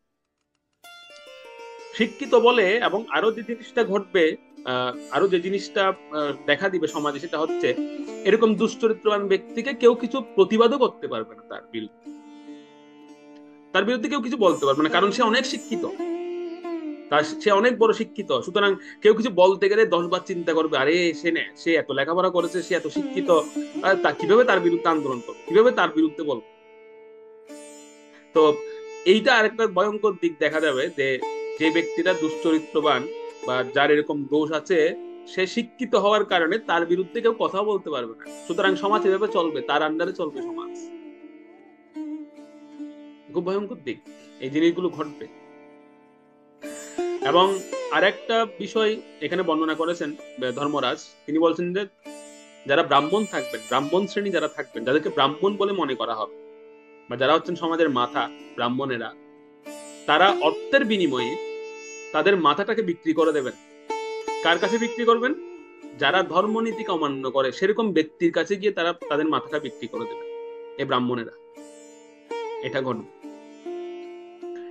অর্থাৎ যারা হচ্ছে ধর্মের বিরোধী, তাদের কাছে গিয়ে তিনি মাথা নত করবেন, তাদের সামনে গিয়ে তিনি নিজেকে বিক্রি করে দেবেন অর্থের জন্য, সামান্য অর্থের কারণ। উনি যে একজন ব্রাহ্মণ, উনার যে মেধা, বিদ্যা, বুদ্ধি, এ সমস্ত কিছু তখন ওই অধার্মিক সে তার অধর্মের পথে কাজে লাগাবে।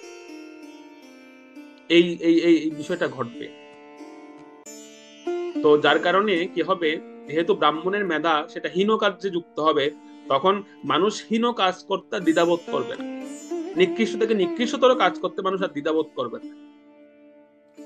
এবং এটা আমরা দেখেছিও, অনেক বড় বড় বিদ্বান ব্যক্তিরা তারা ধ্বংসাত্মক কাজে তাদের বিদ্যাকে কাজে লাগিয়েছেন, তাদের বিদ্যাকে উপযোগ করেছেন, যার ফলে সমাজে অনেক বড় বড় ক্ষতি হয়েছে, অনেক বড় বড় ধ্বংসযজ্ঞ হয়েছে, এগুলো আমরা দেখতে পাই।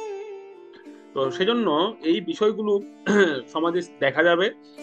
এবং এর পর শ্লোকে 22 নম্বর শ্লোকে ধর্মরাজ তিনি আরো 2টি লক্ষণের কথা জিজ্ঞেস করবেন ধরিত্রী মাতাকে, আরো 2টি লক্ষণ, ভয়ঙ্কর লক্ষণের কথা তিনি বলবেন। আমরা 22 নম্বর শ্লোকে যাই, 22 নম্বর শ্লোকটা পড়ুন।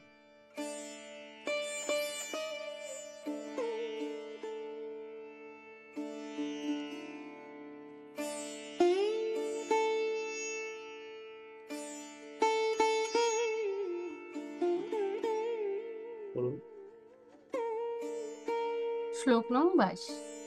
কিং ক্ষত্রবন্ধুন কুলীনোপসৃষ্টান রাষ্ট্রাণি বা তৈরবরূপিতানি ইতস্ততো বসন পান বাসহ স্নান বিয়ায়ুন্মুখু জীবলোকম।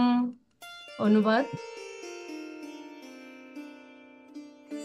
তথাকথিত ক্ষত্রিয় শাসকবর্গ এখন এই কলিযুগের প্রভাবে বিভ্রান্ত হয়ে গেছে, আর তাই তারা সমস্ত রাষ্ট্রীয় কার্যকলাপ বিপর্যস্ত করে ফেলেছে।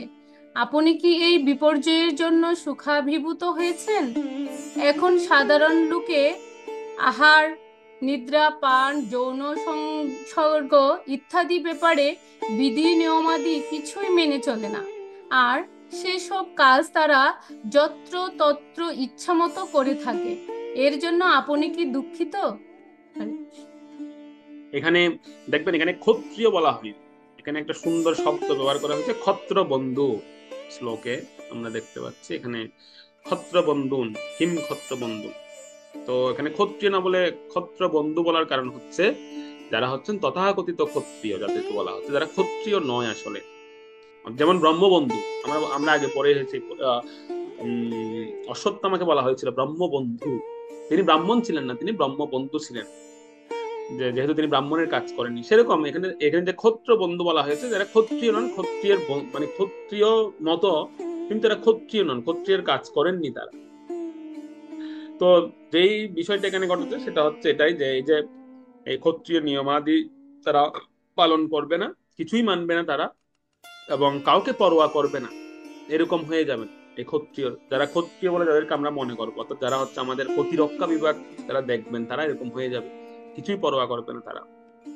এবং আরো একটি ভয়ঙ্কর বিষয় ঘটবে, সেটি হচ্ছে মানুষ আর পশুতে কোনো পার্থক্য থাকবে না।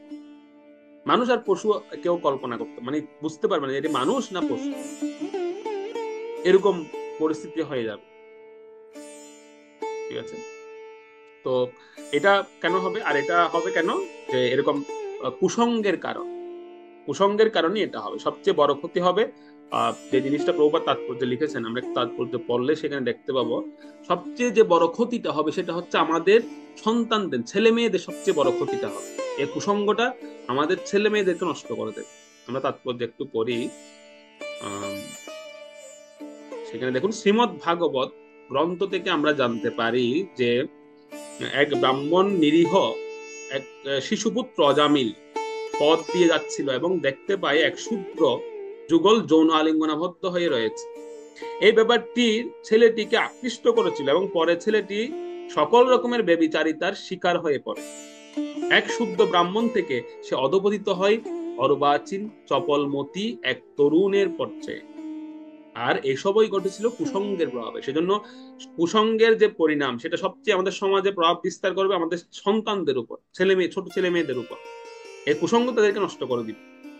যদিও সে খুব কোমলমতি, যেমন অজামিল খুব কোমলমতি ব্রাহ্মণ পুত্র, নিরীহ ছিল, কিন্তু একটা কুদৃশ্য দেখার ফলে সেও কুসঙ্গে পড়ে গেল, সেও কুসঙ্গের দ্বারা প্রভাবিত।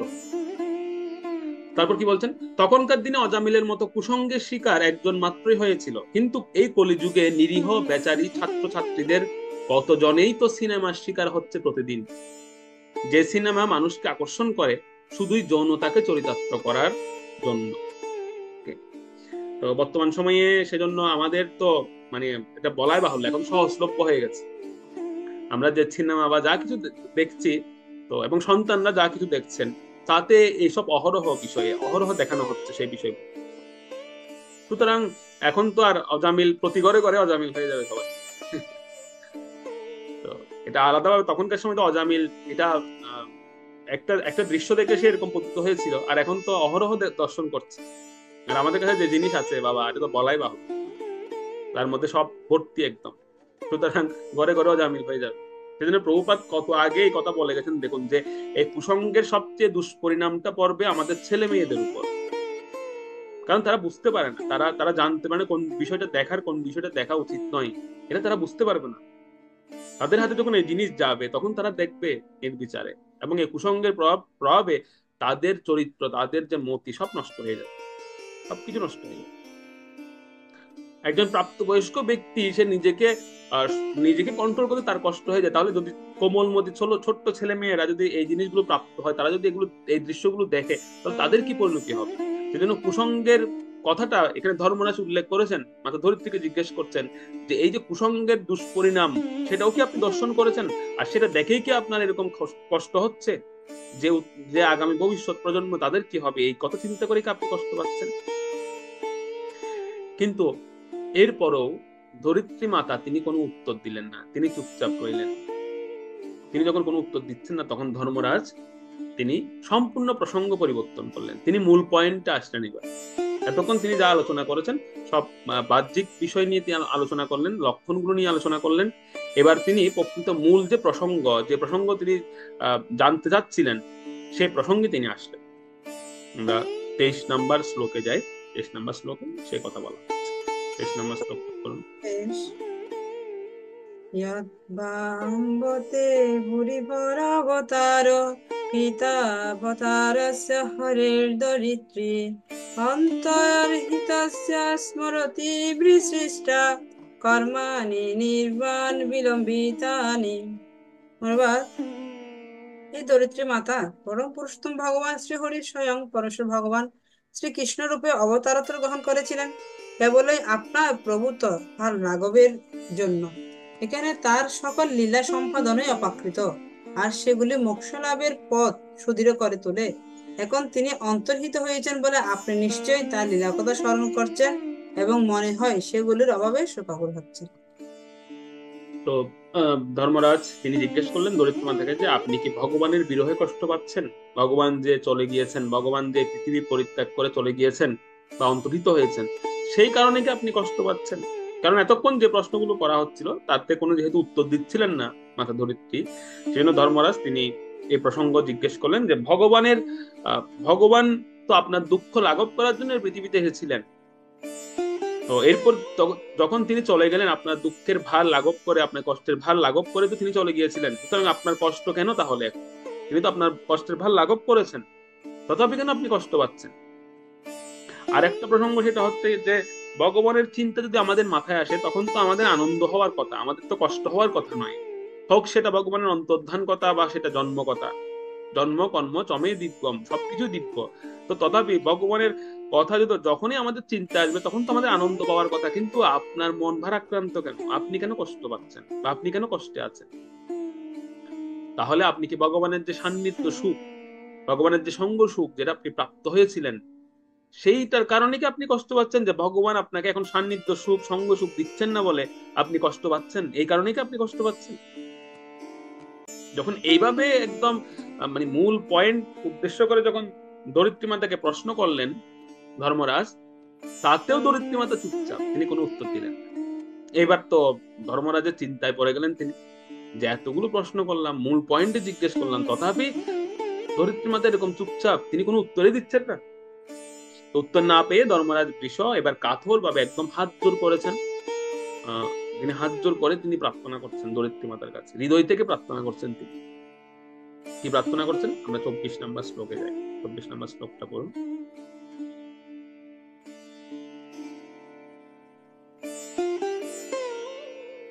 শ্লোক নং 24।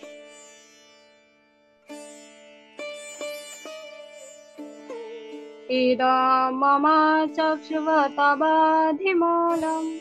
বসুন্ধরে येन विकर्षितासि कालेन वाते बलिनं बलियासा सुरार्चितं किं हृतमम्ब सौभगम्।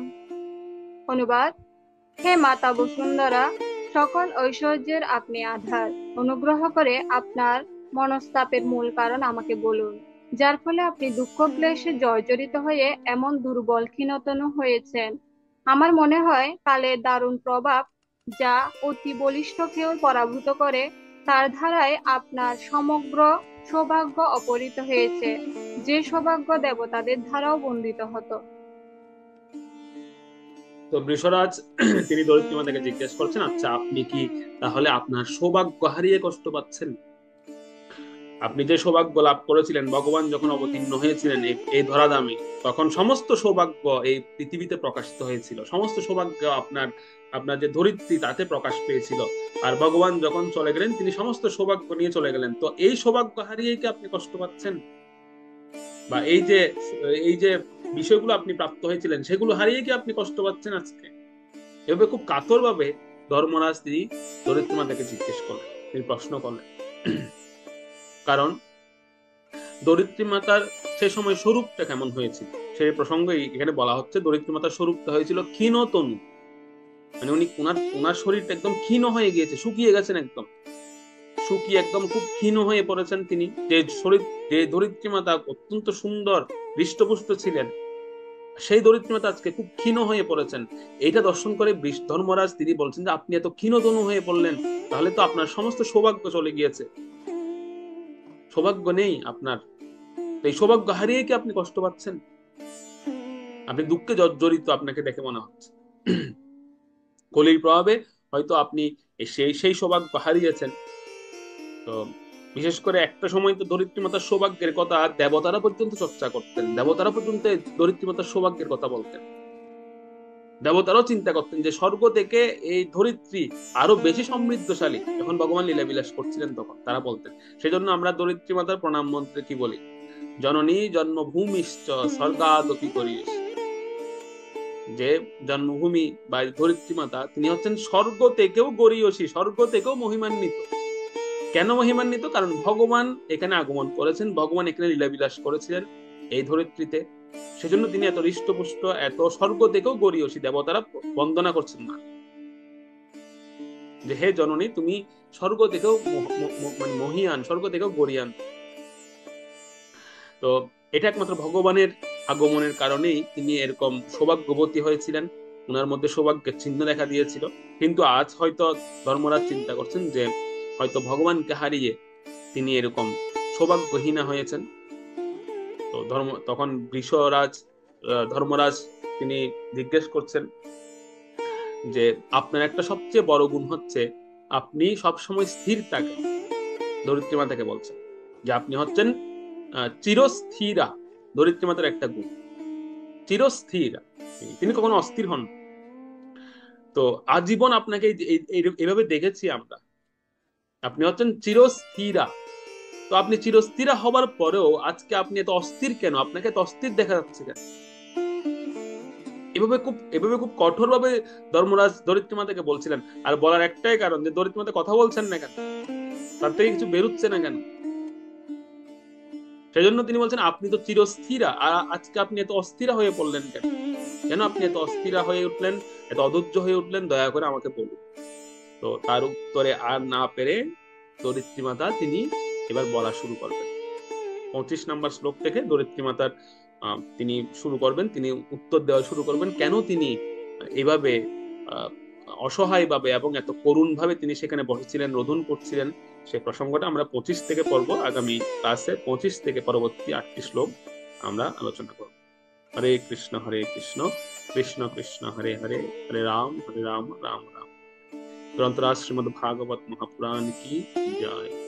ভগবান সত্যবেশ অবতার শিল ব্যাসদেব কি জয়। জয় শিল প্রভুপাদ কি জয়।